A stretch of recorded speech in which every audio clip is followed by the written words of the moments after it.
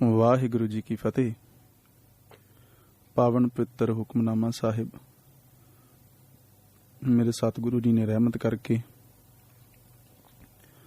ਧੰਨ ਸ੍ਰੀ ਗੁਰੂ ਗ੍ਰੰਥ ਸਾਹਿਬ ਮਹਾਰਾਜ ਸੱਚੇ ਪਾਤਸ਼ਾਹ ਜੀ ਦੇ ਪਾਵਨ ਪਵਿੱਤਰ ਅੰਗ 645 ਤੋਂ 645 ਤੋਂ ਬਖਸ਼ਿਆ ਹੈ। ਸਤਿਗੁਰੂ ਸੱਚੇ ਪਾਤਸ਼ਾਹ ਜੀ ਧੰਨ ਸ੍ਰੀ ਗੁਰੂ ਰਾਮਦਾਸ ਮਹਾਰਾਜ ਸੱਚੇ ਪਾਤਸ਼ਾਹ ਜੀ ਦੀ ਉਚਾਰਨ ਕੀਤੀ ਹੋਈ ਇਹ ਪਾਵਨ ਪਵਿੱਤਰ ਵਾਰ ਹੈ। ਇਸ ਵਾਰ ਦੇ ਵਿੱਚ 2 ਸ਼ਲੋਕ ਨਾਲ ਗੁਰੂ ਅਮਰਦਾਸ ਸਾਹਿਬ ਸੱਚੇ ਪਾਤਸ਼ਾਹ ਜੀ ਦੇ ਆਏ ਨੇ। ਰਾਗ ਸੋਰਠ ਹੈ।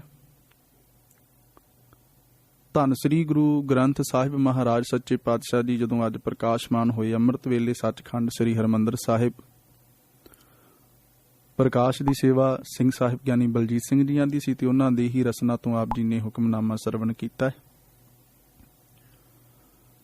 ਸਤਿਗੁਰੂ ਸੱਚੇ ਪਾਤਸ਼ਾਹ ਜੀ ਦੀ ਕਿਰਪਾ ਦੇ ਨਾਲ ਅਸੀਂ ਰੱਬੀ ਬੋਲਾਂ ਨੂੰ ਵਿਚਾਰਨ ਦਾ ਯਤਨ ਕਰਨਾ ਹੈ। ਪਾਤਸ਼ਾਹ ਜੀ ਆਪ ਹੀ ਕਿਰਪਾ ਕਰਨ, ਆਪਣੀ ਮਤ ਬੁੱਧ ਬਖਸ਼ਣ ਸਾਨੂੰ, ਅਸੀਂ ਹੁਕਮਨਾਮਾ ਸਾਹਿਬ ਵਿਚਾਰ ਵੀ ਸਕੀਏ ਤੇ ਇਹਨੂੰ ਕੇਵਲ ਸੁਣਨ ਤੱਕ ਜਾਂ ਕਹਿਣ ਤੱਕ ਸੀਮਤ ਨਾ ਰੱਖੀਏ, ਸਗੋਂ ਇਹਨੂੰ ਆਪਣੇ ਜੀਵਨ ਦੇ ਵਿੱਚ ਲਾਗੂ ਕਰਨ ਦਾ ਯਤਨ ਕਰੀਏ, ਇਹਨੂੰ ਸੰਭਾਲਣ ਦਾ ਯਤਨ ਕਰੀਏ, ਇਹਨੂੰ ਜਿਉਣ ਦਾ ਯਤਨ ਕਰੀਏ।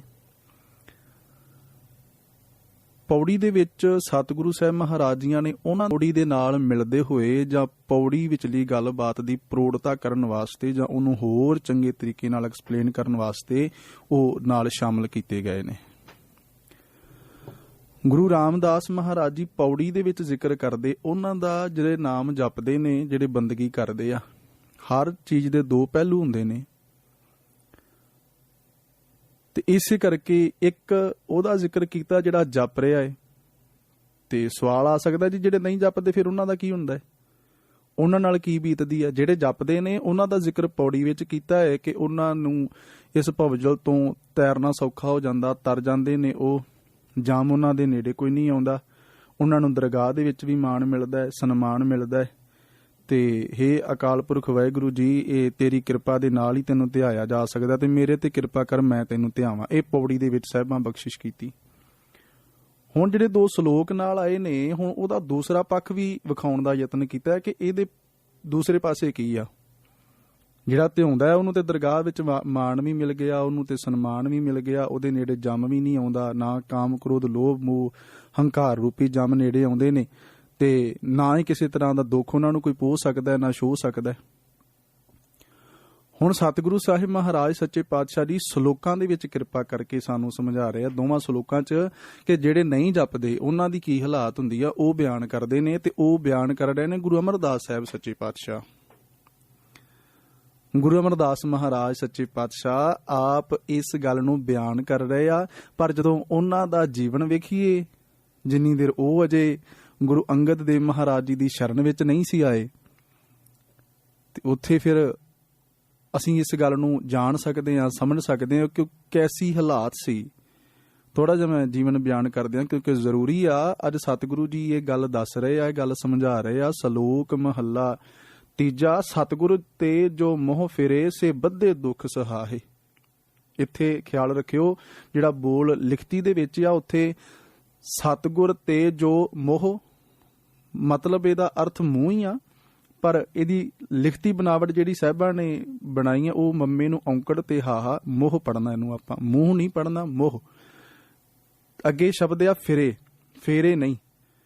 ਸਤਿਗੁਰ ਤੇ ਜੋ ਮੋਹ ਫਿਰੇ ਸੇ ਬੱਧੇ ਦੁੱਖ ਸਹਾਏ। ਸੱਸਾ ਹਾਹੇ ਨੂੰ ਕੰਨਾ ਤੇ ਹਾਹੇ ਨੂੰ ਸਿਆਰੀ, ਸਹਾਏ ਦੋਵੇਂ ਹਾਹੇ ਉਚਾਰਨ ਕਰਾਂਗੇ ਜਦੋਂ ਆਪਾਂ ਇਹਦਾ ਪਾਠ ਕਰਨਾ ਆ। ਹੁਣ ਗੁਰੂ ਅਮਰਦਾਸ ਮਹਾਰਾਜ ਸੱਚੇ ਪਾਤਸ਼ਾਹ ਪਿਤਾ ਸ੍ਰੀ ਤੇਜਭਾਨ ਜੀ ਭੱਲੇ ਕੁਲ ਦੇ ਵਿੱਚ ਉਹਨਾਂ ਦਾ ਆਗਮਨ ਹੁੰਦਾ ਹੈ, ਗੁਰੂ ਅਮਰਦਾਸ ਮਹਾਰਾਜ ਜੀ ਦਾ।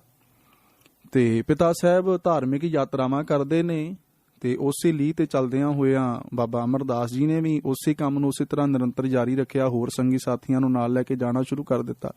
ਬੜੇ ਧਿਆਨ ਨਾਲ ਗੱਲ ਸਮਝਣ ਵਾਲੀ ਹੈ ਇਹ। ਬੜੇ ਧਿਆਨ ਦੇ ਨਾਲ, ਬੜੇ ਗੌਰ ਨਾਲ, ਕਿਉਂਕਿ ਇਹ ਇਕੱਲਾ ਇਤਿਹਾਸ ਵਿੱਚ, ਅਤੀਤ ਵਿੱਚ ਨਹੀਂ ਵਾਪਰਿਆ। ਅਸੀਂ ਆਪਣੇ ਵੱਲ ਵੀ ਝਾਤੀ ਮਾਰਨੀ ਕਿ ਅਸੀਂ ਵੀ ਧਰਮ ਕਰਮ ਕਰ ਰਹੇ ਹਾਂ, ਜਿਨ੍ਹਾਂ ਨੂੰ ਅਸੀਂ ਧਰਮ ਕਰਮ ਮੰਨੀ ਬੈਠੇ ਹਾਂ ਕਿ ਇਹ ਵੀ ਕੰਮ ਧਰਮ ਦਾ ਹੈ, ਇਹ ਵੀ ਕੰਮ ਧਰਮ ਦਾ ਹੈ, ਤੇ ਕੀ ਉਹ ਵਾਕਿਆ ਧਰਮ ਦਾ ਕੰਮ ਹੈ ਕਿ ਨਹੀਂ ਹੈ। ਹੁਣ ਬਾਬਾ ਅਮਰਦਾਸ ਜੀ ਨੇ 62 ਸਾਲ ਆਪਣੀ ਉਮਰ ਦੇ ਲੰਘਾ ਲਏ ਨੇ। 62 ਸਾਲ ਉਹ ਕਿੰਨੀ ਵਾਰੀ, ਤਕਰੀਬਨ 20-21 ਵਾਰ ਉਹ ਗੰਗਾ ਦੀ ਯਾਤਰਾ ਕਰ ਆਏ, ਹਰਿਦੁਆਰ ਦੀ ਯਾਤਰਾ, ਹੋਰ ਮੰਨੇ ਜਾਂਦੇ ਜਿਹੜੇ ਤੀਰਥ ਸਥਾਨ ਨੇ ਉਹਨਾਂ ਦੀ ਉਹ ਯਾਤਰਾ ਕਰ ਆਏ ਜਾ ਕੇ। ਤੇ ਮਿਲਾਪ ਹੋਇਆ ਜਦੋਂ ਇੱਕ ਬ੍ਰਹਮਚਾਰੀ ਦੇ ਨਾਲ, ਇੱਕ ਵੈਸ਼ਨਵ ਸਾਧ ਦੇ ਨਾਲ, ਉਹਨੇ ਬੜਾ ਵਧੀਆ ਸੁਭਾਅ ਲੱਗਾ ਬਾਬਾ ਅਮਰਦਾਸ ਜੀ ਦਾ।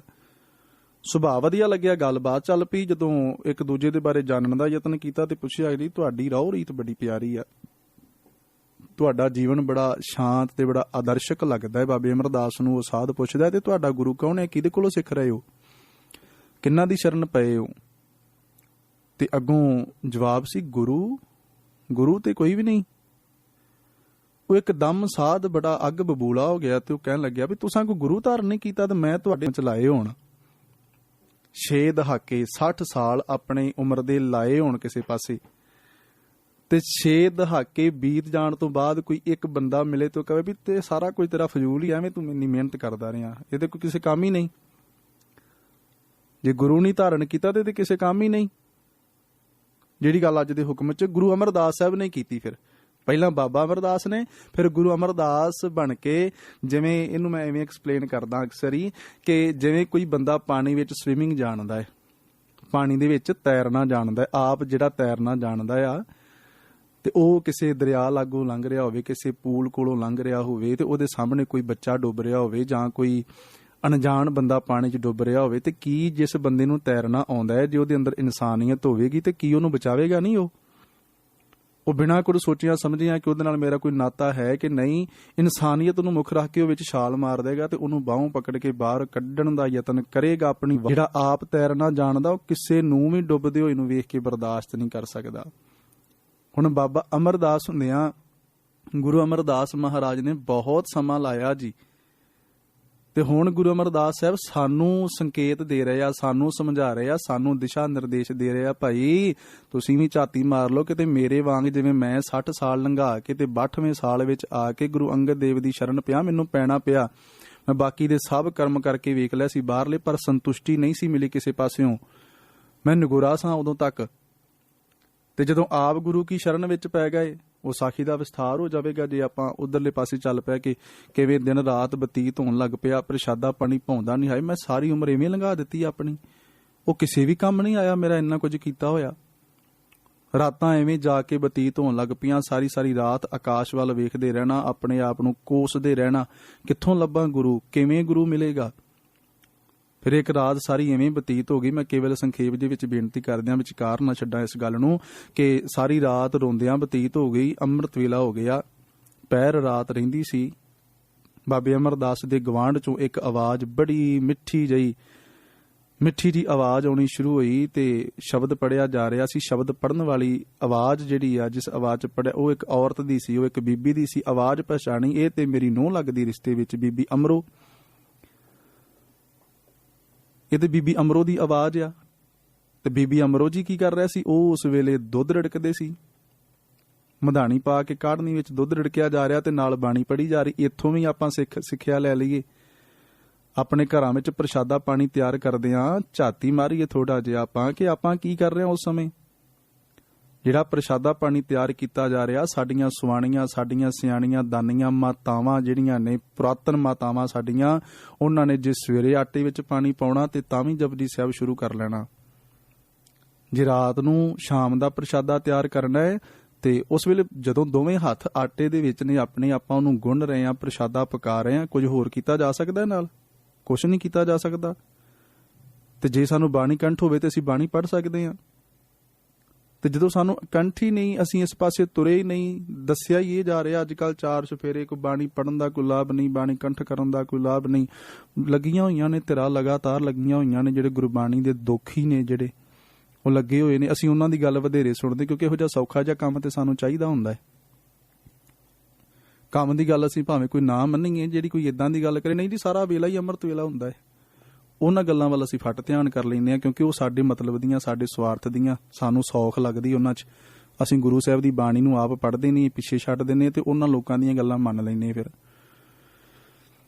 ਹੁਣ ਜਦੋਂ ਅਸੀਂ ਪ੍ਰਸ਼ਾਦਾ ਪਾਣੀ ਘਰਾਂ 'ਚ ਤਿਆਰ ਕਰੀਏ ਤਾਂ ਜ਼ਰੂਰ ਕੋਸ਼ਿਸ਼ ਕਰਿਆ ਕਰੀਏ ਬਾਣੀ ਪੜ੍ਹੀਏ। ਉਹ ਬਾਣੀ ਪੜ੍ਹ ਕੇ ਤਿਆਰ ਕੀਤਾ ਹੋਇਆ ਪ੍ਰਸ਼ਾਦਾ ਜਦੋਂ ਪਰਿਵਾਰ ਛਕੇਗਾ, ਸਾਡੇ ਬੱਚੇ ਛਕਣਗੇ, ਗੁਰੂ ਕਿਰਪਾ ਕਰੇ ਉਹਨਾਂ ਦੀ ਝੋਲੀ 'ਚ ਵੀ ਗੁਰਸਿੱਖੀ ਦੀ ਦਾਤ ਜ਼ਰੂਰ ਪਵੇਗੀ। ਹੁਣ ਮੈਂ ਇੱਕੋ ਹੀ ਬੇਨਤੀ ਹੋਰ ਕਰਕੇ ਤੇ ਫਿਰ ਸ਼ਬਦ ਦੀ ਵਿਚਾਰ ਵੱਲ ਚੱਲਣਾ ਹੈ ਕਿ ਵੇਖੋ, ਬੀਬੀ ਅਮਰੋ ਉਸ ਵੇਲੇ ਪਾਠ ਕਰ ਰਹੀ ਆ ਤੇ ਉਹ ਜਪਜੀ ਸਾਹਿਬ ਦਾ ਪਾਠ ਨਹੀਂ ਆ। ਬੇਸ਼ੱਕ ਉਦੋਂ ਤੱਕ ਕੇਵਲ ਗੁਰੂ ਨਾਨਕ ਸਾਹਿਬ ਮਹਾਰਾਜ ਜੀ ਦੀ ਬਾਣੀ ਆ ਤੇ ਉਦੋਂ ਦੀ ਮਰਿਆਦਾ ਭਾਈ ਗੁਰਦਾਸ ਸਾਹਿਬ ਦੱਸਦੇ ਆ ਕਿ 100 ਦਰ ਆਰਤੀ ਗਾਵੀ ਹੈ, ਅੰਮ੍ਰਿਤ ਵੇਲੇ ਜਾਪ ਉਚਾਰਾ। ਉਦੋਂ ਦੀ ਮਰਿਆਦਾ ਰੂਟੀਨ ਰੋਜ਼ਾਨਾ ਦੀ ਇਹ ਆ। 100 ਦਰ ਦੇ ਸ਼ਬਦ ਪੜ੍ਹੇ ਜਾਂਦੇ ਨੇ ਜਿਹੜੇ ਗੁਰੂ ਨਾਨਕ ਸਾਹਿਬ ਮਹਾਰਾਜ ਦੀ ਨੇ। ਆਰਤੀ ਗਾਈ ਜਾ ਰਹੀ ਹੈ, ਭਾਵ 16 ਸਾਹਿਬ ਦੇ ਜਿਹੜੇ ਸ਼ਬਦ ਉਸ ਵੇਲੇ ਤੱਕ ਸੀ, ਗੁਰੂ ਨਾਨਕ ਸਾਹਿਬ ਦੀ ਬਾਣੀ ਪੜ੍ਹੀ ਜਾ ਰਹੀ। ਇਸ ਬਾਣੀ ਰੋਜ਼ਾਨਾ ਦੀ ਰੂਟੀਨ ਤੋਂ ਇਲਾਵਾ ਜਿਹੜਾ ਸ਼ਬਦ ਬੀਬੀ ਅਮਰੋ ਨੇ ਪੜ੍ਹਿਆ ਹੈ, ਉਹ ਸ਼ਬਦ ਮਾਰੂ ਰਾਗ ਦਾ ਆ। ਕਾਇਆ ਕਾਗਦ ਮਨ ਪਰਵਾਣਾ, ਸਿਰ ਕੇ ਲੇਖ ਨਾ ਪੜ੍ਹੇ ਇਆਣਾ। ਉੱਥੇ ਫਿਰ ਉਹ ਪੜ੍ਹਦੇ ਨੇ, ਭਇਆ ਮਨੂਰ ਕੰਚਨ ਫਿਰ ਹੋਵੇ, ਜੇ ਗੁਰ ਮਿਲੈ ਤਨੇਹਾ, ਏਕ ਨਾਮ ਅੰਮ੍ਰਿਤ ਉਹ ਦੇਵੈ, ਤੋ ਨਾਨਕ ਤ੍ਰਿਸ਼ਟਸ ਦੇਹਾ। ਫਿਰ ਕੀ ਹੋਇਆ ਜੇ ਨਕੰਮਾ ਹੋ ਗਿਆ? ਤੇ ਫਿਰ ਕੀ ਹੋ ਗਿਆ ਜੇ ਇੰਨੇ ਸਾਲ ਲੰਘ ਗਏ ਤੇ ਬਾਬੇ ਅਮਰਦਾਸ ਨੂੰ ਲੱਗਿਆ ਇਹ ਬੋਲ ਤੇ ਮੇਰੇ ਵਾਸਤੇ ਕਿਹੜਾ ਐਸਾ ਪਾਰਸ ਆ ਜਿਹੜਾ ਮੈਨੂੰ ਨਕੰਮੇ ਹੋਏ ਲੋਹੇ ਨੂੰ ਵੀ ਦੁਬਾਰਾ ਸੁਰਜੀਤ ਕਰ ਸਕਦਾ ਹੈ, ਮੁੜ ਸੁਰਜੀਤ ਹੋ ਜਾਵਾਂ ਮੈਂ। ਕਾਲੀ ਨਾਲ ਪਹੁੰਚੇ ਤੇ ਜਾ ਕੇ ਬੀਬੀ ਅਮਰੋ ਨੂੰ ਪੁੱਛਿਆ, ਧੀਏ ਕੀ ਪੜ੍ਹ ਰਹੀ ਹੈ? ਇਹ ਤੇ ਗੁਰੂ ਨਾਨਕ ਸਾਹਿਬ ਦੀ ਬਾਣੀ ਆ ਧੀਏ, ਬੋਲ ਬੜੇ ਪਿਆਰੇ ਨੇ, ਦੁਬਾਰਾ ਸੁਣਾਓ। ਮਾਰੂ ਰਾਗ ਦਾ ਸ਼ਬਦ ਦੁਬਾਰਾ ਸੁਣਾਇਆ। ਆਖਿਆ ਮੈਂ ਮਿਲਣਾ ਚਾਹੁੰਦਾ ਉਹਨਾਂ ਨੂੰ। ਕਹਿਣ ਲੱਗੇ ਨਹੀਂ ਮਿਲਿਆ ਜਾ ਸਕਦਾ। ਬਾਬੇ ਅਮਰਦਾਸ ਨੇ ਫਿਰ ਨੀਵੀਂ ਪਾ ਲਈ। ਫਿਰ ਨਿਰਾਸ਼ਤਾ ਵਿੱਚ ਇੱਕ ਆਸ ਦੀ ਕਿਰਨ ਜਾਗੀ ਸੀ, ਉਹ ਵੀ ਆਸ, ਮੈਂ ਮਿਲ ਨਹੀਂ ਸਕਾਂਗਾ। ਆਖਿਆ ਉਹਨਾਂ ਦੀ ਥਾਂ ਤੇ ਤੁਹਾਡੇ ਕੁੜਮ ਸਾਹਿਬ ਮੇਰੇ ਪਿਤਾ ਜੀ ਧੰਨ ਗੁਰੂ ਅੰਗਦ ਸਾਹਿਬ ਮਹਾਰਾਜ ਗੁਰਤਾ ਗੱਦੀ ਤੇ ਸ਼ੋਭਨੀਕ ਨੇ। ਇੱਕੋ ਹੀ ਗੱਲ ਆ, ਜੋਤ ਉਹ ਜੁਗਤ ਸਾਇਸ਼ ਹੈ, ਕਾਇਆ ਫੇਰ ਪਲਟੀ ਗਏ। ਤੁਸੀਂ ਉਹਨਾਂ ਨੂੰ ਮਿਲ ਸਕਦੇ, ਉਹਨਾਂ ਨੂੰ ਤਾਂ ਕਈ ਵਾਰ ਮਿਲਿਆ। ਨਹੀਂ ਬਾਪੂ ਜੀ, ਮਿਲਣ ਵਿੱਚ ਫਰਕ ਹੈ। ਅੱਗੇ ਤੁਸੀਂ ਮਿਲੇ ਕੁੜਮ ਬਣ ਕੇ, ਹੁਣ ਮਿਲੋ ਸਿੱਖ ਬਣ ਕੇ। ਧੀਏ ਨਾਲ ਲੈ ਕੇ ਚੱਲ। ਨਾਲ ਲੈ ਕੇ ਪਹੁੰਚੇ ਗੁਰੂ ਅੰਗਦ ਸਾਹਿਬ ਮਹਾਰਾਜ ਜੀ ਦੀ ਸ਼ਰਨ ਚ ਪਹੁੰਚਦੇ ਆ, ਸੇਵਾ ਘਾਲਣਾ ਘਾਲਦੇ ਆ ਤੇ ਬਾਬੇ ਅਮਰਦਾਸ ਤੋਂ ਗੁਰੂ ਅਮਰਦਾਸ ਬਣਦੇ ਆ ਤੇ ਰੱਬੀ ਬਾਣੀ ਚ ਆਪਾਂ ਬੋਲ ਪੜ੍ਹਦੇ ਹਾਂ। ਕੰਨ ਹਰ ਬੂੰਦ ਬਸੌ ਰੋਮਾਵਲ, ਕੁਸਮ ਬਸੰਤ ਗਨੰਤ ਨ ਆਵੈ, ਰਵ ਸਸ ਕਿਰਨ ਉਦਰ ਸਾਗਰ, ਕੋ ਗੰਗ ਤਰੰਗ ਅੰਤ ਕੋ ਪਾਵੈ, ਰੁਦਰ ਧਿਆਨ ਗਿਆਨ ਸਤਿਗੁਰ ਕੇ, ਕਬ ਜਨ ਭਲ ਉਨ ਹੈ ਜੋ ਗਾਵੈ, ਭੱਲੇ ਅਮਰਦਾਸ ਗੁਣ ਤੇਰੇ, ਤੇਰੀ ਉਪਮਾ ਤੋਹੇ ਬਣ ਆਵੈ। ਭੱਲੇ ਅਮਰਦਾਸ ਗੁਣ ਤੇਰੇ, ਤੇਰੀ ਉਪਮਾ ਤੋਹੇ ਬਣ ਆਵੈ। ਉਹ ਗੁਰੂ ਅਮਰਦਾਸ ਮਹਾਰਾਜ ਸੱਚੇ ਪਾਤਸ਼ਾਹ ਜੀ ਬਣ ਗਏ। ਤੇ ਗੁਰੂ ਅਮਰਦਾਸ ਜਿਨ੍ਹਾਂ ਨੇ ਆਪਣਾ ਬਹੁਤਾ ਸਮਾਂ ਜੀਵਨ ਦਾ ਪਹਿਲਾਂ ਨਿਗੁਰੇ ਰਹਿ ਕੇ ਬਤੀਤ ਕਰ ਲਿਆ ਤੇ ਉਹ ਚਾਹੁੰਦੇ ਆ ਕਿ ਮੈਂ ਹੋਰ ਕਿਸੇ ਨੂੰ ਨਾ ਡੁੱਬਣ ਦੇਵਾਂ। ਫਿਰ ਸਤਿਗੁਰੂ ਜੀ ਨੇ ਅੱਜ ਦੇ ਇਹ 2 ਸ਼ਲੋਕ ਜਿਹੜੇ ਸਾਡੀ ਝੋਲੀ 'ਚ ਪਾਏ ਨੇ। ਅੱਜ ਦੇ ਹੁਕਮਨਾਮੇ 'ਚ ਸਤਿਗੁਰੂ ਜੀ ਸਾਨੂੰ ਦੱਸ ਰਿਹਾ, ਭਾਈ ਖਿਆਲ ਕਰੋ। ਸ਼ਲੋਕ ਮਹੱਲਾ 3 ਬੋਲ ਧੰਨ ਗੁਰੂ ਅਮਰਦਾਸ ਮਹਾਰਾਜ ਜੀ ਦੇ। ਰਾਗ ਸੋਰਠ ਕੀ ਵਾਰ ਹੈ। ਵਾਰ ਗੁਰੂ ਰਾਮਦਾਸ ਮਹਾਰਾਜ ਜੀਆਂ ਦੀ ਆ। 7ਵੀਂ ਪੌੜੀ ਦੇ ਨਾਲ 2 ਸ਼ਲੋਕ ਗੁਰੂ ਅਮਰਦਾਸ ਸਾਹਿਬ ਦੇ ਆਏ ਨੇ। ਸਾਹਿਬ ਆਖਦੇ, ਸਤਿਗੁਰ ਤੇ ਜੋ ਮੋਹ ਫਿਰੇ, ਸੇ ਬੱਦੇ ਦੁੱਖ ਸਹਾਏ। ਕਹਿਣ ਲੱਗੇ ਜਿਨ੍ਹਾਂ ਨੇ ਸਤਿਗੁਰੂ ਵਾਲੇ ਪਾਸਿਓਂ ਮੂੰਹ ਮੋੜਿਆ ਹੋਇਆ, ਜਿਨ੍ਹਾਂ ਨੇ ਸਤਿਗੁਰੂ ਵਾਲੇ ਪਾਸਿਓਂ ਮੂੰਹ ਮੋੜਿਆ, ਉਹਨਾਂ ਨੂੰ ਅਸੀਂ ਰੱਬੀ ਬਾਣੀ 'ਚ ਮਨਮੁਖ, ਬੇਮੁਖ, ਸਾਕਤ ਸ਼ਬਦ ਉਹਨਾਂ ਵਾਸਤੇ ਵਰਤਿਆ ਜਾਂਦਾ ਹੈ। ਇਹ ਲਫ਼ਜ਼ ਉਹਨਾਂ ਵਾਸਤੇ ਬੋਲੇ ਜਾਂਦੇ ਨੇ ਜਿਹੜੇ ਗੁਰੂ ਤੋਂ ਬੇਮੁਖ ਨੇ ਜਾਂ ਪ੍ਰਮਾਤਮਾ ਦੀ ਕੀਰਤੀ ਵਾਲੇ ਪਾਸਿਓਂ ਪਿੱਛੇ ਹਟ ਚੁੱਕੇ ਨੇ, ਮੂੰਹ ਮੋੜ ਚੁੱਕੇ ਨੇ। ਉਹਨਾਂ ਨੂੰ ਸਾਕਤ ਕਿਹਾ ਜਾਂਦਾ। ਇੱਕ ਸੰਤ, ਦੂਜੇ ਪਾਸੇ ਸਾਕਤ, ਇੱਕ ਪਾਸੇ ਗੁਰਮੁਖ, ਦੂਜੇ ਪਾਸੇ ਮਨਮੁਖ ਤੇ ਬੇਮੁਖ। ਹੁਣ ਮਨਮੁਖ ਕੀ ਕਰਦਾ ਹੈ? ਮਨਮੁਖ ਦੀ ਕੀ ਰਹਿਣੀ ਬਹਿਣੀ ਤੇ ਕਿਵੇਂ ਉਹਦਾ ਜੀਵਨ ਬਤੀਤ ਹੁੰਦਾ ਹੈ? ਸਾਹਿਬ ਆਖਦੇ ਆ, ਮਨਮੁਖ ਦੀ ਡੈਫੀਨੇਸ਼ਨ ਇਵੇਂ ਸਮਝ ਲਈਏ ਕਿ ਦੇਂਦੇ ਥਾਵ ਹੁਣ ਦਿੱਤਾ ਚੰਗਾ, ਮਨਮੁਖ ਐਸਾ ਜਾਣੀਐ। ਕਹਿਣ ਲੱਗੇ ਜਿਹੜਾ ਮਨਮੁਖ ਬੰਦਾ ਹੈ ਨਾ, ਉਸ ਪਰਮਾਤਮਾ ਦੇ ਵੱਲੋਂ ਜਿਹੜੀਆਂ ਦਿੱਤੀਆਂ ਹੋਈਆਂ ਚੀਜ਼ਾਂ ਨੇ, ਉਹਨਾਂ ਪਦਾਰਥਾਂ ਨੂੰ ਚੰਗੇ ਮੰਨਣ ਲੱਗ ਪੈਂਦਾ ਤੇ ਜਿਸ ਅਕਾਲ ਪੁਰਖ ਵਾਹਿਗੁਰੂ ਨੇ ਉਹ ਦਾਤਾਂ ਦਿੱਤੀਆਂ ਉਹਨਾਂ ਨੂੰ ਭੁਲਾ ਦਿੰਦਾ ਹੈ। ਉਹਦੇ ਵੱਲੋਂ ਬੇਮੁਖ ਹੋ ਜਾਂਦਾ ਆ। ਹੋਰ ਸਾਹਿਬ ਰਹਿਮਤ ਕਰਦੇ ਆ ਗੌੜੀ ਰਾਗ ਦੇ ਵਿੱਚ, ਪੂਰੇ ਗੁਰ ਕਾ ਹੁਕਮ ਨ ਮੰਨੈ, ਉਹ ਮਨਮੁਖ ਅਗਿਆਨ ਮੁੱਠਾ ਬਿਖ ਮਾਇਆ, ਉਸ ਅੰਦਰ ਕੂੜ ਕੂੜੋ ਕਰ ਬੁੱਝੈ, ਅਨਹੋਂਦੇ ਝਗੜੇ ਦਇਐ ਉਸ ਦੈ ਗਲ ਪਾਇਆ। ਉਹ ਗੱਲ ਫਰੋਸੀ ਕਰੇ ਬਹੁ ਤੇਰੀ, ਉਸ ਦਾ ਬੋਲਿਆ ਕਿਸੈ ਨਾ ਭਾਇਆ। ਉਹ ਘਰ ਘਰ ਹੰਡੈ ਜੋ ਰੰਨ ਦੁਹਾਗਣ, ਉਸ ਨਾਲ ਮੋਹ ਜੋੜੇ ਉਸ ਭੀ ਲੱਛਣ ਲਾਇਆ। ਸਤਿਗੁਰੂ ਸਾਹਿਬ ਮਹਾਰਾਜ ਜੀ ਨੇ ਅੱਜ ਦੇ ਲਫ਼ਜ਼ਾਂ ਵਿੱਚ ਵੀ ਇਹ ਸ਼ਬਦ ਵਰਤਿਆ ਵਿਭਚਾਰਨ ਔਰਤ ਦਾ, ਜਿਹੜੀ ਇੱਕ ਪਤੀ ਨੂੰ ਛੱਡ ਕੇ, ਇੱਕ ਖਸਮ ਨੂੰ ਛੱਡ ਕੇ, ਇੱਥੇ ਉਸ ਅਕਾਲ ਪੁਰਖ ਵਾਹਿਗੁਰੂ ਪਰਮੇਸ਼ਰ ਦੀ ਗੱਲ ਕਿ ਜਿਹੜੀ ਜੀਵ ਇਸਤਰੀ ਉਸ ਪਰਿਪੂਰਨ ਪਰਮਾਤਮਾ ਨੂੰ ਛੱਡ ਕੇ ਹੋਰ ਆਸਰੇ ਭਾਲਦੀ, ਉਹ ਵਿਭਚਾਰਨ ਔਰਤ ਵਰਗਾ ਉਹਦਾ ਹਾਲ ਹੈ। ਜਿਵੇਂ ਕੋਈ ਵਿਭਚਾਰੀ ਔਰਤ ਆਪਣੇ ਪਤੀ ਨੂੰ ਛੱਡ ਕੇ ਤੇ ਪਰਪੁਰਖ ਦਾ ਧਿਆਨ ਧਰਦੀ ਹੈ, ਉਹ ਕਦੇ ਸੁੱਖ ਹਾਸਲ ਨਹੀਂ ਕਰ ਸਕਦੀ। ਫਿਰ ਸਾਹਿਬ ਕਿਰਪਾ ਕਰਦੇ ਨੇ, ਮਨਮੁਖ ਮੂਲ ਨੂੰ ਭੁੱਲਿਆ, ਵਿੱਚ ਲੱਭ ਲੋਭ ਅਹੰਕਾਰ, ਝਗੜਾ ਕਰਦਿਆਂ ਅਣਦਿਨ ਗੁਦਰੈ, ਸ਼ਬਦ ਨਾ ਕਰੇ ਵਿਚਾਰ। ਜਿਹੜੇ ਸ਼ਬਦ ਦੀ ਵਿਚਾਰ ਨਾਲ ਨਹੀਂ ਜੁੜੇ, ਸੌਖਾ ਸਮਝ ਲਈਏ ਹੋਰ ਕਿ ਜਿਨ੍ਹਾਂ ਨੇ ਸਤਿਗੁਰੂ ਵਾਲੇ ਪਾਸਿਓਂ ਮੂੰਹ ਮੋੜ ਲਿਆ, ਧਿਆਨ ਨਾਲ ਸੁਣਿਓ ਇਹਨੂੰ ਥੋੜਾ ਜਿਹਾ, ਜਿਨਨੇ ਸਤਿਗੁਰੂ ਵਾਲੇ ਪਾਸਿਓਂ ਮੂੰਹ ਮੋੜ ਲਿਆ, ਆਪਣੇ ਮਨ ਵੱਲ ਮੁਖ ਕਰ ਲਿਆ ਆਪਣਾ, ਗੁਰਮੁਖ ਜਿਨੇ ਆਪਣੀ ਵਾਗਡੋਰ ਗੁਰੂ ਦੇ ਹੱਥਾਂ 'ਚ ਫੜਾ ਦਿੱਤੀ ਕਿ ਸਤਿਗੁਰੂ ਜੀ ਮੈਨੂੰ ਕੁਛ ਨਹੀਂ ਪਤਾ, ਤੁਸੀਂ ਚਲਾਓ ਮੈਨੂੰ, ਮੈਂ ਤੁਹਾਡੇ ਅਨੁਸਾਰ ਚੱਲਣਾ ਹੈ। ਮਨਮੁਖ ਜਿਨੇ ਆਪਣੀ ਵਾਗਡੋਰ ਆਪਣੇ ਮਨ ਨੂੰ ਫੜਾ ਦਿੱਤੀ, ਜਿੱਦਾਂ ਤੇਰਾ ਜੀ ਕਰਦਾ ਤੂੰ ਕਰੀ ਜਾ। ਫਿਰ ਮਨ ਦਾ ਜਿਵੇਂ ਜੀ ਕਰਦਾ ਆ ਉਹ ਆਪਣੀ ਮਰਜ਼ੀ ਦੇ ਨਾਲ ਫਿਰ ਇਨਸਾਨ ਨੂੰ ਚਲਾਉਂਦਾ, ਤੇ ਉਹਨੂੰ ਮਨਮੁਖ ਕਹਿੰਦੇ ਆ ਜਿਹਦੀ ਵਾਗਡੋਰ, ਜਿਹਦੀ ਅਗਵਾਈ ਮਨ ਕਰ ਰਿਹਾ ਹੈ, ਜਿਹਦੀ ਅਗਵਾਈ ਗੁਰੂ ਸਾਹਿਬ ਕਰ ਰਹੇ ਆ, ਉਹਨੂੰ ਅਸੀਂ ਗੁਰਮੁਖ ਆਖਦੇ ਹਾਂ। ਹੁਣ ਅੱਜ ਦੇ ਸ਼ਬਦ ਵਿੱਚ ਸਾਹਿਬਾਂ ਨੇ ਕਿਰਪਾ ਕੀਤੀ, ਕਹਿੰਦੇ ਇਹ ਹਾਲਾਤ ਕੀ ਹੁੰਦੀ ਆ ਫਿਰ ਇਹਨਾਂ ਲੋਕਾਂ ਦੀ ਜਿਹੜੇ ਗੁਰੂ ਵਾਲੇ ਪਾਸਿਓਂ ਬੇਮੁਖ ਹੋ ਜਾਂਦੇ ਆ, ਜਿਹੜੇ ਆਪਣੇ ਆਪ ਨੂੰ ਹੀ ਅੱਗੇ ਰੱਖਦੇ ਨੇ, ਜਿਹੜੇ ਹਰ ਪਾਸੇ ਆਪਣੀ ਚਤੁਰਾਈ, ਆਪਣੀ ਸਿਆਣਪ, ਆਪਣਾ ਅਹੁਦਾ, ਆਪਣਾ ਰੂਪ ਜਾਂ ਆਪਣੇ ਧਨ ਪਦਾਰਥਾਂ ਦਾ ਮਾਣ ਹੰਕਾਰ ਕਰਦੇ, ਤੇ ਕਹਿੰਦੇ ਆ ਕਿ ਉਹਨਾਂ ਦੀ ਹਾਲਾਤ ਵੀ ਰੱਬੀ ਬਾਣੀ ਚ ਇਵੇਂ ਸਾਹਿਬਾਂ ਆਖੀ ਕਿ ਹਮ ਕੀਆ ਹਮ ਕਰਾਂਗੇ, ਹਮ ਮੂਰਖ ਗਾਵਾਰ। ਉਹ ਹਰ ਥਾਂ ਤੇ ਆਪਣੇ ਆਪ ਨੂੰ ਪ੍ਰਧਾਨ ਰੱਖਦੇ ਕਿ ਨਹੀਂ ਇਹ ਵੀ ਮੈਂ ਕੀਤਾ, ਇਹ ਮੈਂ ਕਰ ਸਕਦਾ ਹਾਂ, ਮੇਰੇ ਬਿਨਾਂ ਕੌਣ ਕਰ ਸਕਦਾ ਏ। ਉਹ ਹਰ ਥਾਂ ਤੇ ਆਪਣੇ ਆਪੇ ਨੂੰ ਪ੍ਰਧਾਨ ਰੱਖਦੇ ਆ। ਹਮ ਕੀਆ ਹਮ ਕਰਾਂਗੇ, ਹਮ ਮੂਰਖ ਗਾਵਾਰ, ਕਰਨੇ ਵਾਲਾ ਵਿਸਰਿਆ, ਦੂਜੇ ਭਾਏ ਪਿਆਰ। ਕਹਿਣ ਲੱਗੇ ਉਹਨਾਂ ਨੇ ਜਿਹਨੇ ਕੀਤਾ ਸਾਰਾ ਕੁਝ, ਜਿਹਨੇ ਸਾਰਾ ਕੁਝ ਬਣਾਇਆ ਹੈ, ਜਿਹੜਾ ਸਭ ਥਾਈਂ ਵਰਤਦਾ ਆ, ਉਹਨੂੰ ਉਹਨਾਂ ਨੇ ਭੁਲਾ ਦਿੱਤਾ ਤੇ ਆਪਣੇ ਆਪ ਨੂੰ ਅੱਗੇ ਰੱਖਦੇ। ਗੁਰਮੁਖ ਕੀ ਕਰਦਾ ਹੈ ਜੀ? ਗੁਰਮੁਖ ਇਸ ਤੋਂ ਬਿਲਕੁਲ ਉਲਟ ਕਰਦਾ ਹੈ, ਕਿਉਂਕਿ ਮਨਮੁਖ ਗੁਰਮੁਖ ਨਾਲੋਂ ਬਿਲਕੁਲ ਵਿਪਰੀਤ ਕੰਮ ਕਰੇਗਾ, ਸਾਰੇ ਹੀ ਉਹਦੇ ਨਾਲੋਂ ਵੱਖਰੇ ਕੰਮ ਕਰੇਗਾ, ਉਲਟ ਕੰਮ ਕਰੇਗਾ। ਗੁਰਮੁਖ ਕੀ ਆਖਦਾ? ਗੁਰਮੁਖ ਆਖਦਾ ਨਾ ਹਮ ਕੀਆ ਨਾ ਕਰਾਂਗੇ, ਨਾ ਕਰ ਸਕੈ ਸਰੀਰ।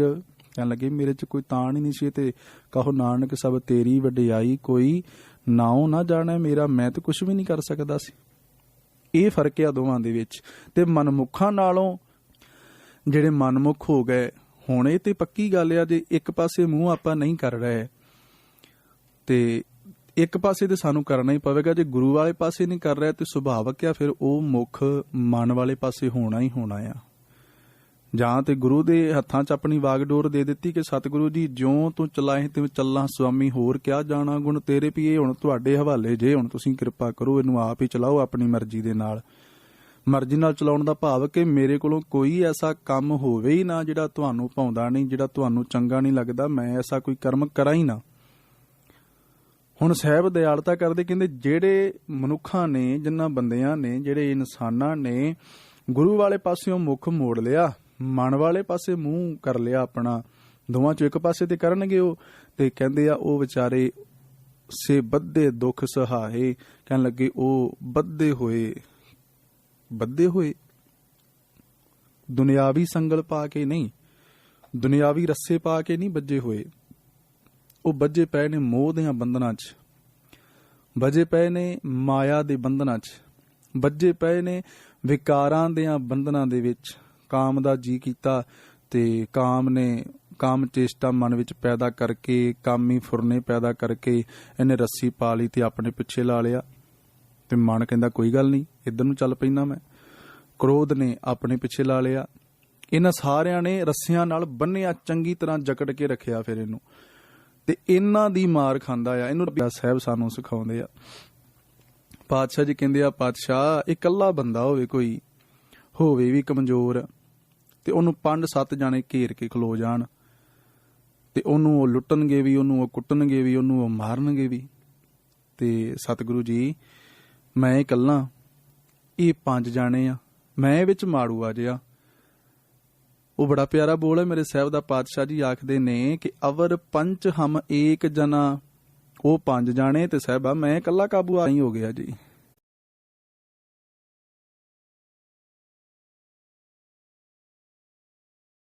ਹੁਣ ਸਤਿਗੁਰੂ ਜੀ ਤਰਸ ਕਰਦੇ ਆ, ਕਹਿਣ ਲੱਗੇ ਪਾਤਸ਼ਾਹ ਮੈਂ ਇਕੱਲਾ, 5 ਜਾਣੇ ਨੇ ਤੇ ਮੈਂ ਇਕੱਲਾ ਕਿਵੇਂ ਇਹਨਾਂ ਦੇ ਉੱਤੇ ਕਾਬੂ ਪਾਵਾਂ। ਅਵਰ